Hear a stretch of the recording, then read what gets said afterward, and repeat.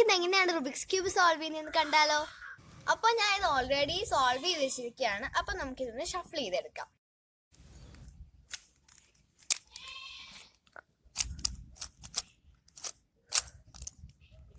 അപ്പോൾ ഞാൻ ഇത് ഷഫിൾ ചെയ്തു. ഇനി നമുക്ക് എങ്ങനെയാണ് സോൾവ് ചെയ്യുന്നത് നോക്കാം.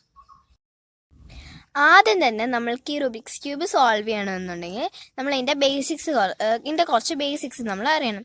അപ്പം ആദ്യം നമ്മൾ അറിയേണ്ടത് വന്നാൽ ഇതുപോലെ ഒരു 3x3 റുബിക്സ് ക്യൂബാണ് നിങ്ങൾ എടുക്കുന്നതെന്നുണ്ടെങ്കിൽ മൊത്തം 54 ബ്ലോക്സ് ഉണ്ടായിരിക്കും. അപ്പോൾ ഈ 54 ബ്ലോക്സിൽ ഓരോ ഫേസിലും 3 ടൈപ്പ് ബ്ലോക്സ് ഉണ്ട്. അതായത് സെൻറ്റർ ബ്ലോക്ക്, എഡ്ജ് ബ്ലോക്ക്, പിന്നെ കോർണർ ബ്ലോക്ക്. അപ്പം ഈ 3 ബ്ലോക്കിൻ്റെയും പ്രത്യേകത എന്ന് പറഞ്ഞാൽ ഈ കോർണർ ബ്ലോക്കിന് പ്രത്യേകത എന്ന് പറയുന്നത് ഈ 3 ബ്ലോക്ക് വരുന്ന ഈ 3 കളർ വരുന്ന ഈ ബ്ലോക്കിനെയാണ് കോർണർ ബ്ലോക്ക് എന്ന് പറയുന്നത്. ഇതെല്ലാം 4 കോർണേഴ്സിലും ഉണ്ട്.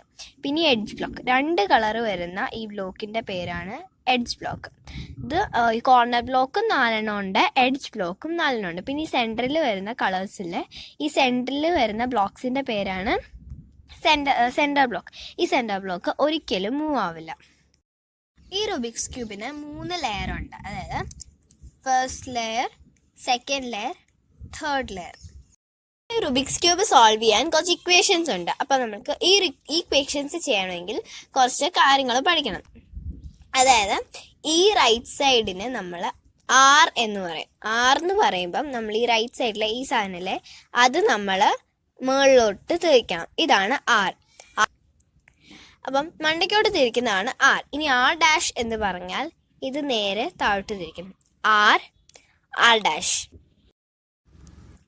റൈറ്റ് സൈഡ് പഠിച്ചു കഴിഞ്ഞാൽ ലെഫ്റ്റ് സൈഡ് പഠിക്കാനും നല്ല എളുപ്പമാണ്. എന്ന് വെച്ചാൽ റൈറ്റ് സൈഡ് നമ്മൾ ആർ മണ്ടയ്ക്കോട്ടും ആർ ഡാഷ് താഴോട്ടും ആണെങ്കിൽ ലെഫ്റ്റ് നമ്മൾ നേരെ ഓപ്പോസിറ്റ്. അതായത് ഈ ലെഫ്റ്റ് സൈഡ് നമ്മൾ ചെയ്യേണ്ടത് എൽ എന്ന് പറഞ്ഞാൽ താഴോട്ട്, എൽ ഡാഷ് എന്ന് പറഞ്ഞാൽ മണ്ടയ്ക്കോട്ട്. അപ്പം മനസ്സിലായോ? ഇത് വളരെ എളുപ്പമാണ്. ആർ എന്ന് പറഞ്ഞാൽ മണ്ടയ്ക്കോട്ട്, ആർ ഡാഷ് എന്ന് പറഞ്ഞാൽ താഴോട്ട്, എൽ എന്ന് പറഞ്ഞാൽ താഴോട്ട്, എൽ ഡാഷ് എന്ന് പറഞ്ഞാൽ മണ്ടയ്ക്കോട്ട്. Just opposite. ഇനി അപ്പാണ്. അപ്പ് എന്ന് പറഞ്ഞാൽ ഈ ലെയറിനെയാണ് നമ്മൾ അപ്പ് എന്ന് പറയുന്നത്. അപ്പിന് നമ്മൾ ഈ റുബിക്സ് ക്യൂബിൽ പറയുന്നത് യു ആണ്. യു എന്ന് പറഞ്ഞാൽ നമ്മൾ ലെഫ്റ്റ് സൈഡിലോട്ട് തിരിക്കണം. യു ഡാഷ് എന്ന് പറഞ്ഞാൽ റൈറ്റ് സൈഡിലോട്ട് തിരിക്കണം. യു എന്ന് പറഞ്ഞാൽ ലെഫ്റ്റ് സൈഡിലോട്ട്, യു ഡാഷ് എന്ന് പറഞ്ഞാൽ റൈറ്റ് സൈഡിലോട്ട്. ഇനി എഫ് എന്ന് പറഞ്ഞാൽ നമ്മളെ ഫേസ് ചെയ്യുന്ന ഈ ഒരു ഭാഗം, ഈ സംഭവം നമ്മളെ ഫേസ് ചെയ്യുന്ന ഈ ഭാഗത്തിനെയാണ് നമ്മൾ എഫ് എന്ന് പറയുന്നത്. എഫ് എന്ന് വെച്ചാൽ ഫ്രണ്ട്, ഈ ഫ്രണ്ട് സൈഡ് നമ്മളെ ഫേസ് ചെയ്യുന്ന ഈ ഫ്രണ്ട് സൈഡ്. എഫ് എന്ന് പറഞ്ഞാൽ നമ്മൾ റൈറ്റ് സൈഡിലോട്ട് ഈ ലെയർ നമ്മൾ റൈറ്റ് സൈഡിലോട്ട് തിരിക്കണം. എഫ് ഡാഷ് എന്ന് പറഞ്ഞാൽ ഇത് നമ്മൾ ലെഫ്റ്റ് സൈഡിലോട്ട് തിരിക്കണം. F dash.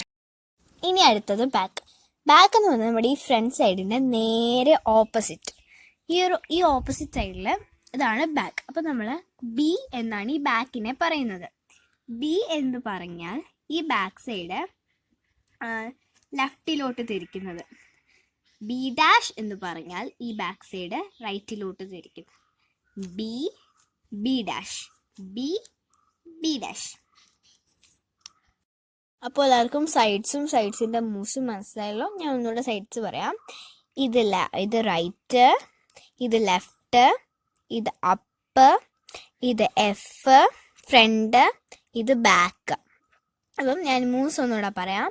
ആർ എന്ന് പറഞ്ഞാൽ മണ്ടയ്ക്കോട്ട്, ആർ ഡാഷ് എന്ന് പറഞ്ഞാൽ താഴോട്ട്, എൽ എന്ന് പറഞ്ഞാൽ താഴോട്ട്, എൽ ഡാഷ് എന്ന് പറഞ്ഞാൽ മണ്ടയ്ക്കോട്ട്, യു എന്ന് പറഞ്ഞാൽ ലെഫ്റ്റിലോട്ട്, യു ഡാഷ് എന്ന് പറഞ്ഞാൽ റൈറ്റിലോട്ട്, എഫ് എന്ന് പറഞ്ഞാൽ റൈറ്റിലോട്ട്, എഫ് ഡാഷ് എന്ന് പറഞ്ഞാൽ ലെഫ്റ്റിലോട്ട്, ബി എന്ന് പറഞ്ഞാൽ ലെഫ്റ്റിലോട്ട്, ബി ഡാഷ് എന്ന് പറഞ്ഞാൽ റൈറ്റിലോട്ട്.